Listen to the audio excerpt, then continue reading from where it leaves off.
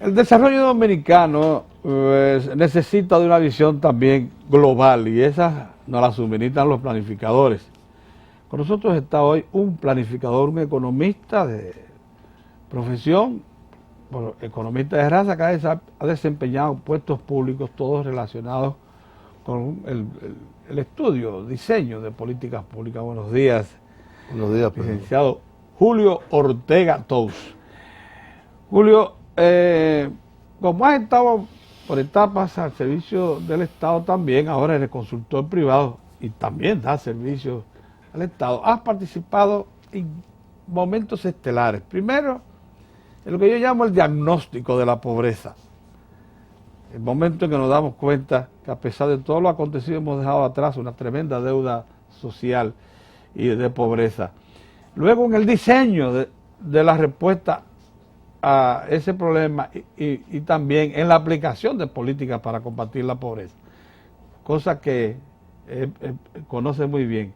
También ha participado, como decíamos ahorita, en otras políticas públicas que van a repercutir en el presente y futuro de la nación. Háblanos del momento en que nos descubrimos un país pobre, que por cierto provocó tal el despido de funcionarios cuando el presidente Balaguer conoció las cifras reales de la pobreza dominicana. Bueno, esos recuerdos fue cuando yo fui designado director de la Oficina Nacional de Planificación, la entonces llamada UNAPLAN, que ahora fue sustituida por el Viceministerio de Planificación en el Ministerio de Economía, Planificación y Desarrollo, en el año 1991. Recién se habían comenzado, inducidos por organismos internacionales, algunas políticas de amortiguar lo que había sido en ese momento el impacto del programa de ajustes que el presidente Balaguer había iniciado en el año 1990 con la llamada nueva política económica, que precisamente se inició en agosto del año 90, casi coincidiendo con la invasión de Saddam Hussein a Irak, a Kuwait, y el inicio de la guerra del Golfo Pérsico, que disparó los precios del petróleo a unos niveles nunca conocidos y que además permitió realizar un ajuste interno de esos precios de los combustibles que habían sido uno de los principales elementos para desarticular el modelo, la estabilidad que se había logrado hasta 1986 y que con las políticas de subsidiar el tipo de cambio que se le otorgaba a las importaciones petroleras creó realmente casi un fuego en la pradera de la economía dominicana entre el 87 y el 90. En ese momento, durante el periodo anterior que yo estaba en el Banco Central, realmente lo que más se preocupó a los hacedores de política y a los organismos internacionales fue cómo recuperar la estabilidad perdida.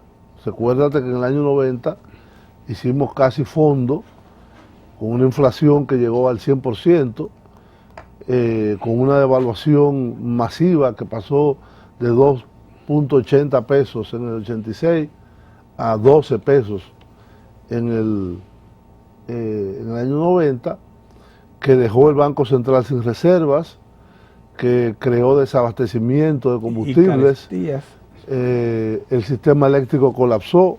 Así fue.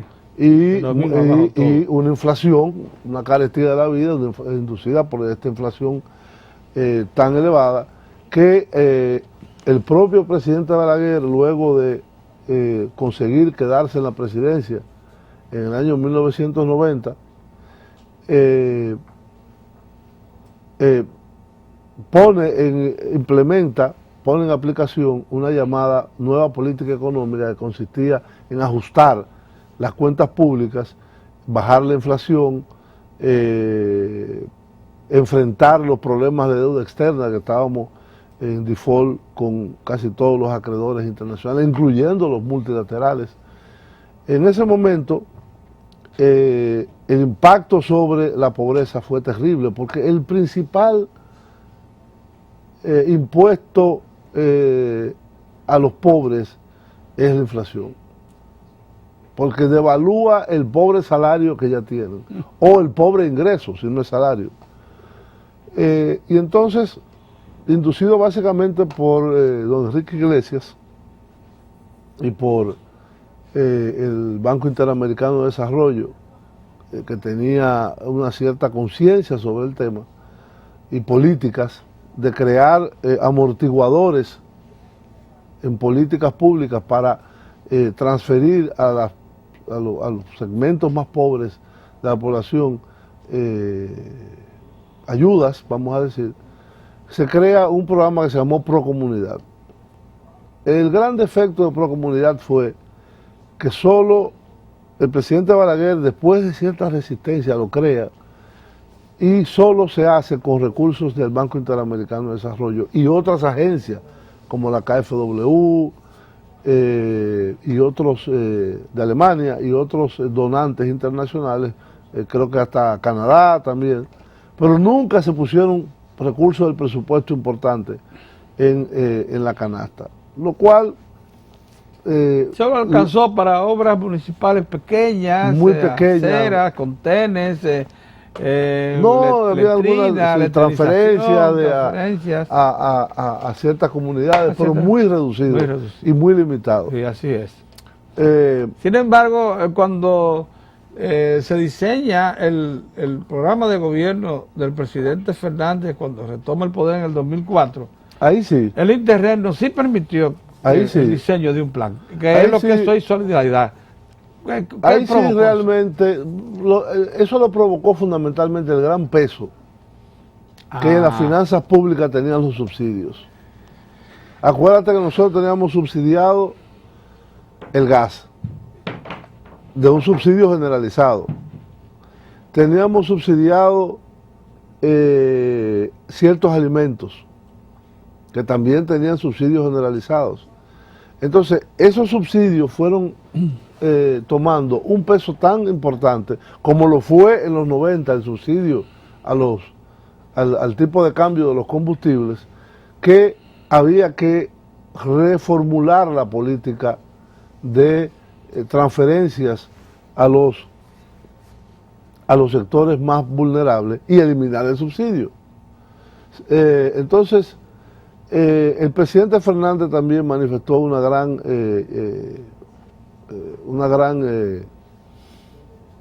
preocupación por el tema de la pobreza extrema. Cómo aliviar la pobreza extrema que se había se había continuado arrastrando, aún con toda la década de alto crecimiento que fue la década fundamentalmente de los años 90. La crisis bancaria y económica del periodo del presidente Hipólito Mejía llevó 1 millón de personas a la pobreza, lo cual empeoró esa situación. Entonces, habían segmentos de la población que estaban realmente en una situación muy calamitosa. Ya el presidente Lula había implementado su famoso programa de Hambre Cero, que fue un programa similar, y logró alcanzar a 30 millones de brasileños. Y entonces, en ese momento se hizo un diseño de subsidios focalizados a segmentos específicos de la población a través de un instrumento que efectivamente transfiriera una suma mensual para que las personas pudieran comprar alimentos. Ese fue el famoso programa Solidaridad. El programa de solidaridad, y el componente que se concibió a través de una tarjeta de crédito, con un acuerdo con el sistema financiero, con la banca. Se emitían las tarjetas de crédito a las personas que calificaban. Así es. y se condicionó, y se condiciona todavía hoy, la transferencia de ese subsidio a una serie de indicadores como es la asistencia escolar de los hijos, por lo tanto, mejoría en el nivel educativo y el seguimiento de programas de salud pública a través de programas de vacunación, de visitas a médicos, etcétera, etcétera. El programa inició con alguna resistencia o crítica, principalmente de la oposición política y de algunos sectores, incluso colocados en la superestructura social y económica del país, que creyeron eso una política más bien de un tente ahí, como dicen los dominicanos, o sea, no atacaba el fondo del problema. No, sin embargo, ha terminado por establecerse. Ya no hay críticas al programa. No, porque aquí tú sabes que hay una criticología de que toda acción que toma el gobierno tiene que ser criticada, sea positiva o sea negativa. Hoy es una política que hasta la oposición lo promete en campaña y dice, la voy a mejorar. En vez de eliminar. Sí. Bien, mira. Entonces, esa es lo interesante de Solidaridad y de la tarjeta de Solidaridad. Primero, que se le entrega a los envejecientes, sí, a las madres solteras, cabeza de familia, a los padres de niños en situación de extrema pobreza. Y ahora también para las personas que consumen gas, que ya se le quitó el subsidio y solo se le transfiere a través del llamado bono gas. Sí. Y el bono luz también para desmontar aquel famoso programa que hizo mucho daño al sistema eléctrico, que fue el PRA. Entonces, lo interesante de Solidaridad es que una tarjeta que electrónicamente tiene como si fueran gavetas. Tú puedes tener 3 gavetas, es decir, 3 subprogramas dentro de tu tarjeta. O puedes tener uno, que es solo bono gas o bono luz. Entonces es muy versátil y muy flexible cuando se trata de venir en auxilio de aquellos segmentos y familias que están afectadas por la pobreza. Ya lo reconoce Banco Mundial, Banco Internacional es un modelo. de Desarrollo, y ya se ha convertido en un modelo. Julio, no puedo dejar de aprovechar tu presencia porque también has tenido que ver con un asunto importante y que, por cierto, no hay sociedad que pueda decir que ha avanzado si no ha resuelto ese tema, que es el tema de la seguridad social. Estuvimos más de 40 años sin sistema. Tenemos desde el 2001 más de 40 años, y anterior tampoco teníamos de esos 40. Bueno, porque lo que había era uno limitado en el Instituto Dominicano de Seguros Sociales a los trabajadores con salario mínimo. Con salario mínimo. Y los cañeros y eso. Se quedó muy corto. Bien, tenemos seguridad social, un 52% de la población tiene servicios médicos de salud garantizados, incluido, hay una parte ahí que es subsidiada por el Estado y la otra forma parte de su contribución y la de su empleador. Nos queda un 48% de la población. Tenemos un fondo de pensiones que ya tiene 200.000 millones de pesos de reservas. ¿Qué le falta a ese sistema para que sea universal, como lo declara la propia ley, que se aprueba en el 2001 y que comienza a aplicarse en el 2003? Y que le da 8 años para implementarse. La universalidad. Sí, o 10. Quedan 10. Ya pasaron los 10 años. No, ya pasaron ya, sí. Sí, fíjate qué pasa. Yo creo que fue un gran paso en adelante la aprobación de la ley que consagra el sistema dominicano de seguridad social. Es un gran paso en adelante porque, como tú dices, partimos de cero. No nos pasa como sucedió en otros países, que fue a reformar un sistema ya existente. El gran debate en aquel momento era un sistema de capitalización individual o un sistema de reparto. Había la crítica de que a finales de los 90, en el primer gobierno del presidente Fernández, cuando se inició la discusión, de que los sistemas de reparto no eran sostenibles porque a la larga creaban una carga pesadísima, una carga al Estado. Pero sí tienen de positivo que cubren a toda la población. Así es. Cubren a toda la población.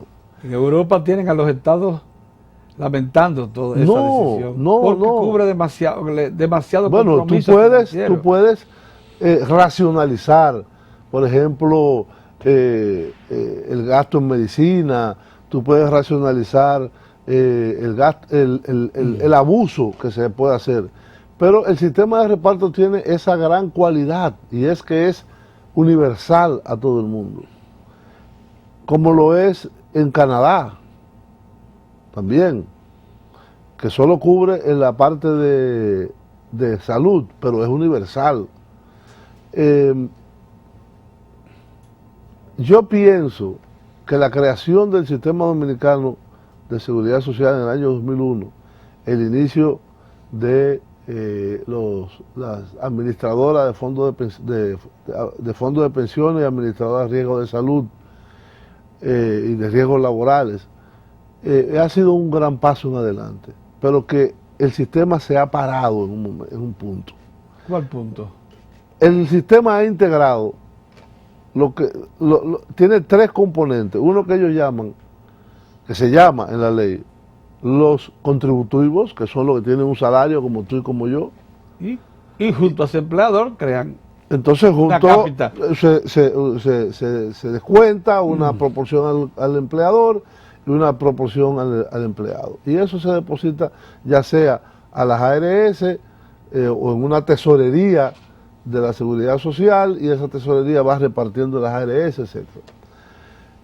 Se crea además el sistema de pensiones, que como tú dices está en un proceso de acumulación masiva, pero que hay un momento que comenzará a repagar esas pensiones, pero todavía no es el momento. Hay un segundo segmento que es llamado de los subsidiados. Sí. Son aquellas personas que tienen muy pocos ingresos, que están en pobreza extrema y que se ha creado una ARS, vamos a decir, pública, que es la más grande de todas, que es el Seguro Nacional de Salud, SENASA, y que le provee del servicio del Plan Básico de Salud. Así es. Pero ¿qué pasa? Hay un segmento que la ley llama contributivo subsidiado, que son personas que generan ingresos, pero que lo hacen de manera individual, pero que no están incorporados al sistema. Y no dependen de un empleador. Y no dependen de un empleador, que es la inmensa mayoría en el país. Entonces, ese segmento, más algunos segmentos especiales, como son los envejecientes. Yo hice un estudio para el Consejo de la Seguridad Social sobre cuánto sería el impacto fiscal de incorporar a los que se quedaron en el camino, que agotaron su fuerza de trabajo sin ninguna protección de pensión. De pensión, sí. Y son mujeres. Ay, Dios. Mujeres que tienen cabeza de familia en situación de pobreza extrema y ancianos que ya agotaron su vida útil de pobreza extrema. Poner eso en funcionamiento. ¿Cuánto costaría? 26 mil millones de pesos. Pero la ley lo dice, la ley lo ordena. Sí, pero no se ha hecho. Digo, pero lo prevé. El gran problema es buscar que, por ejemplo, la ley dice 26 mil millones. En el año 2011 fue eso.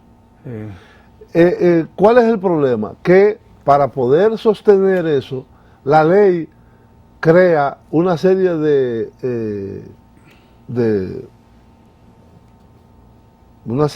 traspasa una serie de actividades. La Lotería Nacional se la traspasa a la Seguridad Social para que la maneje. Las bancas de apuestas. Y una serie de actividades que que ya han sido inclusive asignadas a otras cosas. No, ya la tiene el Ministerio de Hacienda, el Ministerio de Hacienda tiene la lotería y tiene las bancas. Pero hay otras que no, y que están ahí determinadas, que inclusive leyes posteriores la han transferido a otras actividades. Entonces ese es un problema que hay que abordar y resolver. Y el otro es el del contributivo subsidiado, que es algo inexistente. Es decir, ¿cómo tú vas a organizar a una población que de por sí es informal? Entonces, eso tiene que tener una solución solamente metiéndolo al subsidiado. O al que es empleado buscando la manera, el que genera su propio, buscando la manera de darle el contributivo y ya. Porque yo sé que es un logro tener un 52%, pero es un gran problema tener 48% ¿Sabes fuera. que hay un indicador de que puede haber respuesta? La Confederación Autónoma Sindical Cristiana fue autorizada por el Clasista sistema, se llama ahora, sí, la CAS.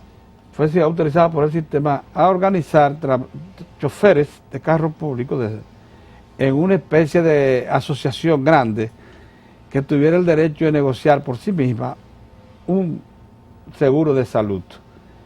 Y ya tienen una cantidad apreciable organizado. Esos señores tienen ya tienen un seguro contributivo, el equivalente al contributivo.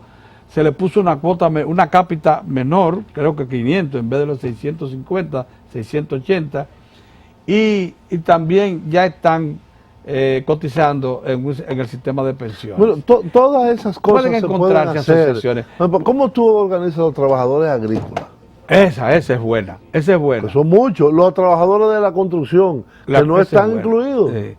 Los motoconchistas. Los motoconchistas, los vendedores ambulantes. Los vendedores ambulantes. Es decir, es realmente una complejidad. Una complejidad. Mira, que solo puede hacerse con una medida general del Estado. El Estado ordena a través de SENASA a que se le den los servicios y que esas personas, sobre todo en la parte de salud. Sabía que el tema fue planteado a la OIT y a otros organismos multilaterales y están haciendo una propuesta, acaban de entregar al gobierno. Ojalá. Sería un gran aporte de esta No quiero que se acabe tampoco el tiempo sin lo siguiente. Conoce el tema que ha motivado este programa, el desarrollo dominicano. Ya lo has visto y eso plantea, sin embargo, interrogantes. Hemos avanzado de un Producto Interno Bruto que a la muerte de Trujillo era de 975 millones de dólares, ahora es de 60.000 millones de dólares. Tenemos un per cápita anual que crece a una velocidad en República Dominicana mayor que la media latinoamericana. Tenemos más de 5 millones de tareas bajo riego. Suministramos el 85% de los alimentos que vienen a la mesa. Tenemos un desarrollo minero extraordinario. Nos hemos convertido en una potencia mundial de la minería. Y el turismo, esas 66.000 que ya son 70.000 habitaciones, son casi el doble de cualquiera. Cuba viene detrás, Bahamas también, pero perspectivas extraordinarias. ¿Qué nos faltaría para ser un país que ya está rondando los 6.000 dólares per cápita? Dice que los que llegan a 12.000 ya se le considera el primer mundo. Estamos a mitad de camino. ¿Qué nos faltaría para llegar a la meta? No, nos faltan una serie de saltos, vamos a decir. Es decir, yo creo que el desarrollo dominicano de los últimos 40 años ha sido muy sostenido. Hay un autor inglés que calcula los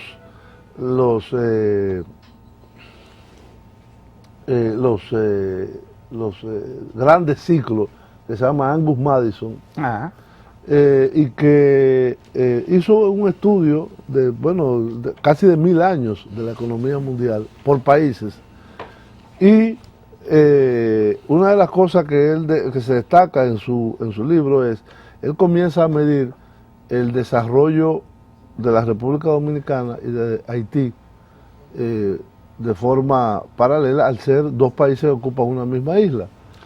En el año 1950, teórico interesante. En el año 1950, Haití tenía un per cápita y un Producto Interno Bruto mayor que la República Dominicana. 55. Años 50. 50. En el año 60 nos igualamos. 60. Estamos hablando de 50 años. En el año 70 ya le pasamos y ya a partir de ahí la diferenciación fue brutal. Y realmente tenemos una isla donde tenemos un país que es el único de América que forma parte de los menos avanzados, con una economía muy débil y un país con índices de crecimiento y de prosperidad marcados, como es la parte dominicana. Yo creo que uno de los grandes retos del futuro dominicano es Haití.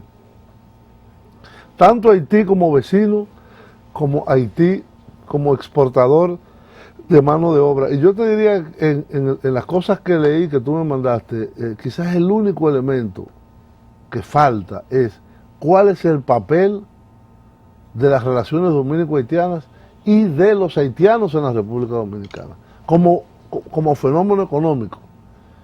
Porque hay un elemento que yo lo comentaba en una ocasión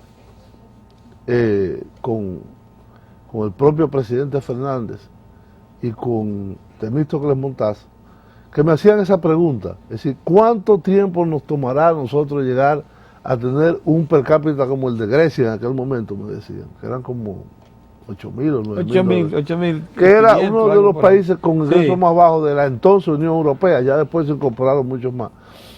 Yo decía, miren señores, ese es un ejercicio totalmente inútil, no es posible hacerlo, porque en la medida que la economía dominicana crece,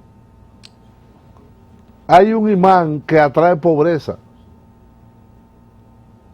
Al no existir controles migratorios, al no haber una política de control de la mano de obra extranjera, nosotros importamos mano de obra barata que deprime el salario local de todos y todos los problemas que vienen acompañando a la inmigración descontrolada de Haití.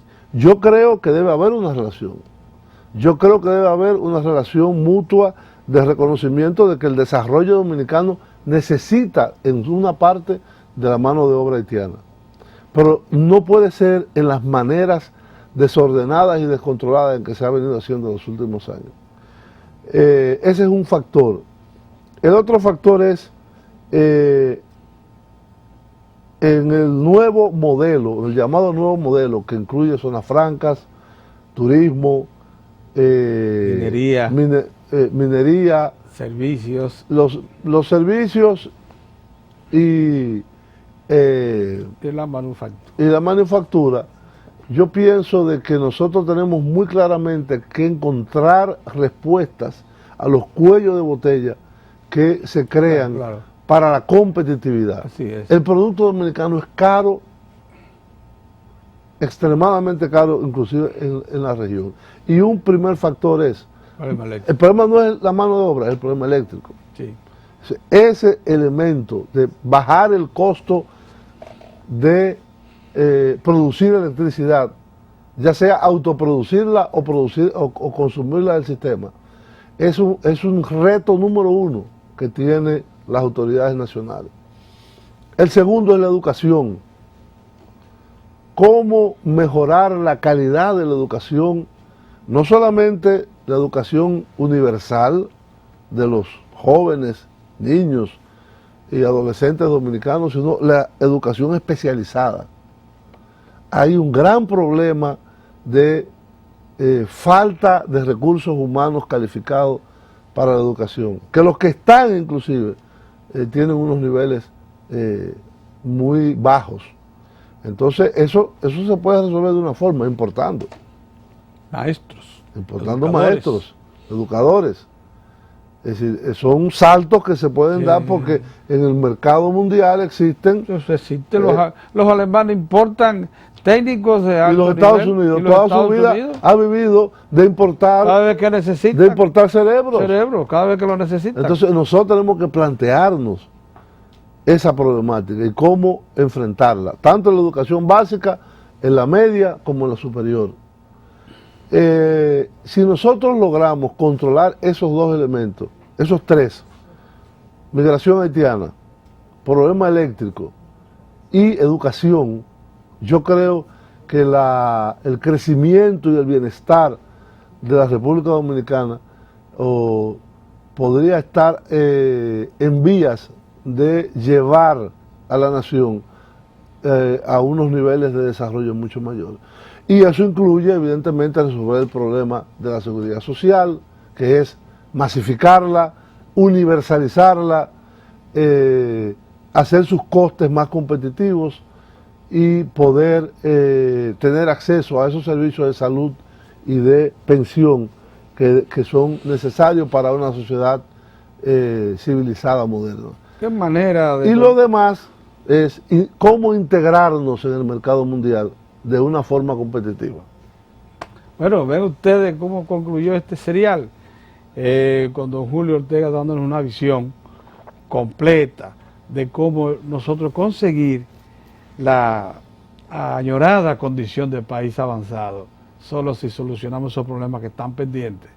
Por suerte hemos encontrado un modelo que ha sido bastante creador de riqueza, no así buen distribuidor, eso le corresponde ya a los que dirigen la sociedad en los planos más altos, pero sí creador de riqueza, indiscutible.